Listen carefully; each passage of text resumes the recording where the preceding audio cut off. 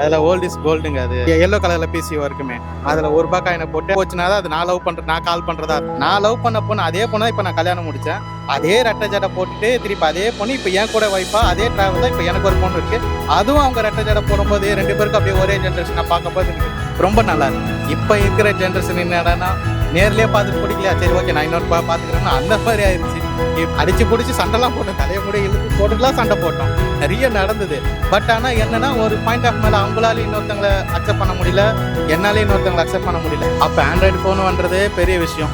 என்கிட்டலாம் அந்த 1100 தான். நான் லவ் பண்ணும்போது லெட்டர் எழுதி கொடுத்து வாட்ஸ்அப்னு ஒன்று வருதான் புதுசாக, உங்களுக்கு தெரியுமா அப்படிலாம் கேட்டு கண்டுபிடிச்சு. அது எதுக்காகனா, இப்போ நீங்கள் சொல்கிற இப்போ இருக்க சோஷியல் மீடியா அப்போ இல்லை. அந்த ஜென்ரேஷன் லவ் எல்லாம் எவ்வளோ அழகழகா இருக்கும், அதை பற்றி சொல்கிறீங்க? அதில் ஓல்ட் இஸ் கோல்டுங்க. அது ஆக்சுவலாக எப்படின்னா, நான் லவ் பண்ணி தான் மேரேஜ் பண்ணேன். ஆக்சுவலாக என்னோட லவ் வந்து பார்த்தீங்கன்னா கிட்டத்தட்ட 13 to 14 இயர்ஸ் லவ். நான் படிக்கிற காலத்துலேயே அந்த எல்லோ கலரில் பிசிஓ இருக்குமே, அதில் ₹1 காயினை போட்டு அந்த காயின்லேருந்து 2 ரிங்கு போச்சுனா தான் அது நான் லவ் பண்ணுறேன், நான் கால் பண்ணுறதா அர்த்தம். அந்த மாதிரிலாம் இருந்து பேசி வச்சுட்டு லவ் பண்ணி அது ரொம்ப அழகாக இருந்தது. நான் அவங்களுக்காக வெயிட் பண்ணி பார்க்கறது, பின்னாடியே சைக்கிள், அப்போ சைக்கிள் தான், சைக்கிள் எடுத்து போகிறது. அப்போ ஃபேஸ்புக்கு தான், எப்போ அங்கே டைமிங்கில் வருவாங்கன்னு சொல்லி அதை பார்க்குறது, அதெல்லாம் ரொம்ப லவ்வாக இருந்தது. இப்போ எனக்கு ரொம்ப சந்தோஷமாக இருக்குன்னா, நான் அந்த ஜென்ரேஷன்லையும் பார்த்துருக்கேன், இப்போவும் நான் பார்த்துட்டு தான் இருக்கேன். நான் லவ் பண்ண பொண்ணு அதே பொண்ணு தான் இப்போ நான் கல்யாணம் முடித்தேன். அதே ரெட்டை ஜடை போட்டுட்டு திருப்பி அதே பொண்ணு இப்போ என் கூட ஒய்ஃபா அதே டிராவலில் இப்போ எனக்கு ஒரு பொண்ணு இருக்குது, அதுவும் அவங்க ரெட்டை ஜடை போடும்போது 2 பேருக்கும் அப்படியே ஒரே ஜென்ரேஷனை பார்க்கும்போது எனக்கு ரொம்ப நல்லா இருக்கு. அந்த நீங்கள் லவ் பண்ணீங்க இல்லையா, அந்த டைம்ல வந்து சண்டைகள் எந்த மாதிரிலாம் நீங்கள் சண்டைகள் வரும், பிரிஞ்சு போயிடலாம் அப்படிங்கிற அளவுக்கு சண்டைகள் வந்திருக்கும்? பிரிஞ்சு போய் பேசாமல் இருந்து ஒரு 2 வருஷம்லாம் ஆச்சு, அதெல்லாம் நிறைய இருந்தது. சண்டைகள் வந்துட்டு நீங்கள் சொல்கிற மாதிரிலாம் இல்லை, அடிச்சு பிடிச்சி சண்டைலாம் போட்டோம், தலையை முடி இழுத்து போட்டுட்டுலாம் சண்டை போட்டோம், நிறைய நடந்தது. பட் ஆனால் என்னன்னா, ஒரு பாயிண்ட் ஆஃப் மேலே அவங்களால இன்னொருத்தவங்களை அக்செப்ட் பண்ண முடியல, என்னாலே இன்னொருத்தவங்களை அக்செப்ட் பண்ண முடியல. அது எதுக்காகனா, இப்போ நீங்கள் சொல்கிற இப்போ இருக்க சோஷியல் மீடியா அப்போ இல்லை. அப்போ உண்மையாக லவ் பண்ணியிருந்தோம், விட்டோம் அப்படின்னா அது ரொம்ப மைனஸாக இருந்தது 2 பேருக்குமே, அதனால் போகலை. மேபி இப்போ அதே லவ் இப்போ கண்டினியூஸாக இருக்கும் அப்படின்னா, இந்த ஜென்ரேஷனில் சோஷியல் மீடியாவில் இருக்குது, நிறைய பேர் பார்க்குறாங்க பழகுறாங்கன்னும் போது இப்போ அதே ஜென்ரேஷனில் இப்போ அந்த லவ் இருந்திருக்குமான்றது எனக்கு தெரியும். நான் லவ் பண்ணும்போது லெட்டர் எழுதி கொடுத்து வாட்ஸ்அப்னு ஒன்று வருதான் புதுசாக, உங்களுக்கு தெரியுமா அப்படிலாம் கேட்டு கண்டுபிடிச்சி. அப்போ ஆண்ட்ராய்டு ஃபோனுன்றதே பெரிய விஷயம். என்கிட்டலாம் அந்த 1100 தான். அதுலேயே அந்த மொபைலையே எடிட் பண்ணுற ஆப்ஷன் ஒன்று கண்டுபிடிச்சாங்களாம். மெசேஜ், நார்மல் மெசேஜ், அதை எடிட் பண்ணி அதை எடுத்துகிட்டு போய் காட்டுறதுக்கே எனக்கு ஒரு 6 hour 7 hour தேவைப்பட்டது. இது சொல்லலாமா வேண்டாமா, சொன்னால் என்ன நடக்குன்னு. இப்போ இருக்கிற ஜென்ரேஷன் என்னடானா, நேர்லேயே பார்த்துட்டு பிடிக்கலையா, சரி ஓகே நான் இன்னொரு பார்த்துக்கிறேன்னா அந்த மாதிரி ஆயிடுச்சு இப்போது. ஆனால் நீங்கள் சொல்கிற அந்த ஓல்டு லவ் வந்து எப்பவுமே கோல்டு தான், ரொம்ப பிடிச்சிருந்தது. அந்த இப்போ பார்த்தா அது என் ஒய்ஃபே சொல்லுமா, நீ எல்லாம் முதல்ல எப்படி இருந்த, இப்போ எப்படி இருக்க, அப்போ எப்படி இருந்த, இப்போ அதெல்லாம் சொல்லி பார்க்கும்போது நல்லா சூப்பராக இருக்கும், நல்லா இருந்தது. ஓகே, உங்களுக்கு வந்து பெண் குழந்தை இருக்குன்னு சொல்றீங்கல்ல, இப்போ இருக்கிற ஜென்ரேஷன்ல இந்த மாதிரி அப்பா நான் ஒரு பையனை லவ் பண்றேன்ப்பா அப்படின்னு சொல்லிட்டு வரும்போது நீங்க ஃபர்ஸ்ட் பார்க்குற ஒரு விஷயம் என்னவா இருக்கும் அந்த பையனுக்கு? டெஃபினட்டாக என் பொண்ணு லவ் பண்ணாலும் எனக்கு அக்செப்டட் தான். பட் ஆனால் இப்போ இருக்க ஜென்ரேஷனில் நான் லவ் பண்ண மாதிரி எல்லாருமே இப்போ இருப்பாங்களா, ட்ரஸ்ட் வைப்பாங்களான்னு எனக்கு அந்த அளவுக்கு ட்ரஸ்ட் இல்லை. பட் ஆனால் எனக்கு என் பொண்ணு மேலே ட்ரஸ்ட் இருக்குது. அவங்க ஒரு பையனை பார்த்து செலக்ட் பண்ணுறாங்க அப்படின்னும் போது அது கண்டிப்பாக என் ஒய்ஃப் எப்படி என்ன செலக்ட் பண்ணாலும் அதே மாதிரி தான் அவ்வளோ இருக்கான்னு ஒரு ட்ரஸ்ட்டாக தான் நான் பார்ப்பேனே தவிர, மற்றபடி எனக்கு அந்த காசு பணம் இருக்குது வேலை இருக்குது அப்படிலாம் இல்லை. இப்போ நான் சம்பாதிக்கிறேன் அவ்வளோதான், நான் நல்லா தான் இருக்கேன், எனக்கு வீடு இருக்குது. ஸோ ஆப்வியஸ்லி அவர் ஏழை பையனாக இருந்தாலும் ஆஃப்டர் மேரேஜுக்கு அப்புறம் மருமகன் தானே, பார்த்துக்கலாம், ஏற்பாடு பண்ணிக்கலாம். பட் ஆனால் எந்த சுச்சுவேஷன்லையும் விட்டு போகக்கூடாது, அவ்வளோதான்.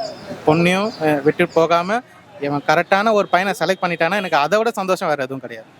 உங்க ஒய்ஃப் வந்து உங்களை எதை பார்த்து செலக்ட் பண்ணாங்க?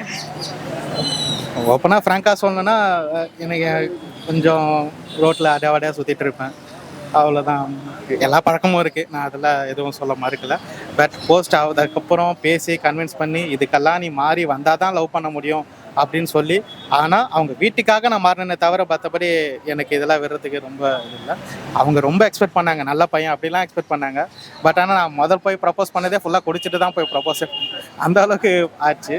அதுக்கப்புறம் திருப்பி பேசி பழகி ஆயிடுச்சு. 2012 2013 விட்டேன் எல்லாத்தையுமே, அவ்வளோதான். இதுக்கப்புறம் எந்த பழக்கமும் இல்லை. அவங்க அதனாலேயே அவங்க என்னை ரொம்ப லவ் பண்ணாங்க. உங்கள் ஒய்ஃபுக்கு இப்போ வந்து ஒன்று சொல்லணும் அப்படின்னா என்ன சொல்லுவீங்க? லைஃப்பில் என்னை செலக்ட் பண்ணதுக்கு ரொம்ப தேங்க்ஸ், என் கூட ட்ராவல் பண்ணதுக்கும் ரொம்ப தேங்க்ஸ். அதே மாதிரி இன்னொரு பெரிய தேங்க்ஸ் என்னென்னா, எந்த சுச்சுவேஷனில் வந்தாலும் என்னை விட்டு கொடுக்காம இது வரைக்கும் என் கூட ரொம்ப எவ்வளோதான் அடித்து பிடிச்சி தலையை பிடிச்சி சண்டை போட்டாச்சு, அப்பவும் என்னை விட்டு போகாமல் இப்படியே கடைசி வரைக்கும் 60 வயசு 65 வயசு ஆனாலும் பார்க்கில் உக்காந்துட்டு 2 பேரும் சண்டை தான் போடணுமே தவிர விட்டு போகக்கூடாது. லவ் எல்லாம் ஒன்றும் வேண்டாம், சண்டையே போட்டுட்டு இருக்கணும், விட்டும் போகக்கூடாது, நல்லா என்ஜாய் பண்ணணும். எல்லாம் போயிட்டு இருக்கு இல்லையா, அவங்க வந்துட்டு என்ன மாதிரினா நிறைய லவ் பண்றாங்க, ஆனா வந்துட்டு ஒன்னு இல்லைன்னா இன்னொன்னு அப்படின்ட்டு மாறி போயிட்டே இருக்காங்க. அப்படி பண்ணிட்டு இருந்தாலுமே கமிட்மெண்ட் அப்படின்னு வந்தா பயப்படுறாங்க. கல்யாணம் கமிட்மெண்ட் அதுக்குள்ளலாம் இருக்குது பயப்படுறாங்க. ஸோ அதை பத்தி நீங்க என்ன நினைக்கிறீங்க? ஜென்ரேஷனாக வந்துட்டு நம்ம முன்னாடி பார்த்துட்டு அவன் நல்லவனோ கெட்டவனோ யாரோ ஒருத்தர் நம்ம ஒருத்தர் விரும்பிட்டோம் அப்படின்னு நினச்சோன்னா நம்ம அவங்க கூட தான் ட்ராவல் பண்ணுற மாதிரி தான் இருக்கும்.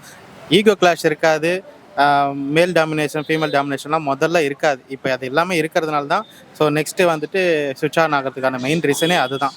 இப்போது முதல்லலாம் பார்த்தோம்னா மேல் வந்து சம்பாரிச்சிட்டு இருப்பாங்க, ஃபீமேல் சம்பாதிக்க மாட்டாங்க ஃபஸ்ட்டு இருக்க ஜென்ரேஷன். இப்போ டிபெண்ட் ஆன் ஒரு ஃபீமேல் டிபெண்ட் ஆனால் மேல் தான் டிபெண்ட் பண்ணி இருக்கணும் ஃபஸ்ட்டு. இப்போ அப்படி கிடையாது, சுவிட்ச் ஆகிறதுக்கான மெயின் ரீசனே அதுதான் நான் இப்போ சொல்ல வரேன். இப்போ நீ இல்லையா இன்னொருத்தனை போகிறேன்னா இப்போ எனக்கு தனியாக ரைட்ஸ் இருக்குது, எனக்கு தனியாக உண்மை ஃபெமினிசம் இருக்குது, நான் தனியாக ஏர்ன் பண்ணுற அளவுக்கு எனக்கு சக்தி இருக்குது, அதனால் நான் போகிறேன். ஆனால் பட் அதனால் ஒரு கேரக்டரை வந்துட்டு அசோசியேட் பண்ணிவிட்டு நம்ம போகக்கூடாது, இது ரொம்ப ராங். உங்களுக்கு எல்லாமே பிடிச்சி பார்த்து பழகி அதுக்கப்புறம் நீங்கள் லவ் சொன்னீங்கன்னா நீங்கள் சொல்கிற மாதிரி அந்த 1 or 2 months போறதுன்றது அது நடக்காது. இப்போ வந்துட்டு மேரேஜ் வந்துட்டு நடக்குது இல்ல, கல்யாணத்துக்கு அப்புறம் வந்து ஆண் பெண் வந்து உனக்காக நான் மாறுறேன் எனக்காக நீ மாறுற அப்படிங்கும் போது அவங்களோட தனித்துவம் வந்து இங்க காணாம போகுது இல்ல, அதை பத்தி நீங்க என்ன நினைக்கிறீங்க? பேசி முடிவு பண்ணி இப்போ லவ் மேரேஜை பொறுத்த வரைக்கும் எல்லாமே பார்த்து பழகி தான் வந்து கல்யாணம் பண்ணியிருப்பாங்க. நீங்கள் சொல்கிறது பார்த்தீங்கன்னா 50% சான்ஸ் வந்து அரேஞ்ச் மேரேஜில் தான் நடக்கும். அரேஞ்ச் மேரேஜ் நடந்ததுக்கு அப்புறம் தான் ஒருத்தர் பார்த்து புரிஞ்சு அது புரியாமல் விட்டு கொடுக்காம போகிறதுனால தான் இந்த கிளாஷஸ் வரும்.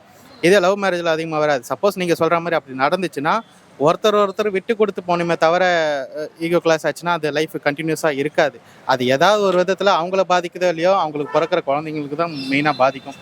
ஸோ இதை அவாய்ட் பண்ணிவிட்டு லைஃப் விட்டு கொடுத்து போங்களேன், அவ்வளோதானே. அதுதானே லைஃப், வேறு என்ன பண்ண முடியும்? ஆயிடுச்சு, கல்யாணம் ஆயிடுச்சு, குழந்தை பிறக்க போகுது, இதுக்கப்புறம் வேறு என்ன பண்ண முடியும்? விட்டு கொடுத்துட்டு போயிடுங்க, அவ்வளோதான். ஆமாம்மா, நானும் லவ் வித் அரேஞ்ச் மேரேஜ் தான். அப்போல்லாம் வந்து பார்த்தீங்கன்னா நான் ஒரு இடத்துல இருந்து என் ஒய்ஃப் இன்னொரு இடத்துல இருந்தாங்க. மோட் ஆஃப் கம்யூனிகேஷன்ஸ் வந்து பார்த்தீங்கன்னா த்ரூ த ஃபோன் தான். அப்போ தான் வாட்ஸ்அப் வந்து புதுசாக வந்துட்டு இன்ட்ரடியூஸ் ஆன டைம். எப்போ பார்ப்போம் வைப்போம் அப்படிங்கிற மாதிரிலாம் ரொம்ப ஒரு ஈகர்னஸஸ் இருக்கும். நான் இருந்தது வந்து வேறு ஒரு லொக்கேஷனில் இருந்தேன். அவங்கள பார்க்க வர்றதுக்காக வந்து பார்த்தீங்கன்னா ஒரு 7 to 8 hours வந்து பார்த்தீங்கன்னா ட்ராவல் பண்ணி தான் வந்து வரணும். அப்போல்லாம் வந்து பார்த்தீங்கன்னா ஃபினான்ஷியலுமே வந்து பார்த்தீங்கன்னா அவ்வளோ வந்து பில்டெல்லாம் கிடையாது. பஸ்ஸஸ் இல்லை ட்ரெயின்ஸு ஃபுட்போட்ஸு அப்படிங்கலாம் வந்து அடிச்சுட்டு அப்படி தான் வந்து பார்க்குற மாதிரி இருக்கும். என் ஒய்ஃப்லாம் அங்கெல்லாம் இருந்தாங்கன்னா ஜஸ்ட் ஒரு 5 minutes நான் பார்க்குறதுக்காக ஒரு 7 to 8 hours வந்து பார்த்தீங்கன்னா நான் ட்ராவல் பண்ணி தான் வந்து வைக்கணும் பார்க்கணும், அந்த மாதிரிலாம் இருந்தது. அதெல்லாம் நினச்சி பார்க்குறப்ப தான் ஒரு கோல்டன் மூமெண்ட். அப்போ வந்து நாங்கள் எங்கள் சண்டையெல்லாம் வந்து வரப்போ வந்து பார்த்தீங்கன்னா இவ்வளோலாம் வந்துட்டு அவர் எனக்காக பண்ணாங்க, அவங்களும் எனக்காக நிறையா வந்து சாக்ரிஃபைஸ்லாம் பண்ணியிருக்காங்க. இப்படிலாம் நான் இருக்கிறப்ப தான் அந்த ஒரு ரிலேஷன்ஷிப்பு வந்துட்டு ஒரு பில்ட் ஆகிட்டே போயிட்டு இருந்தது.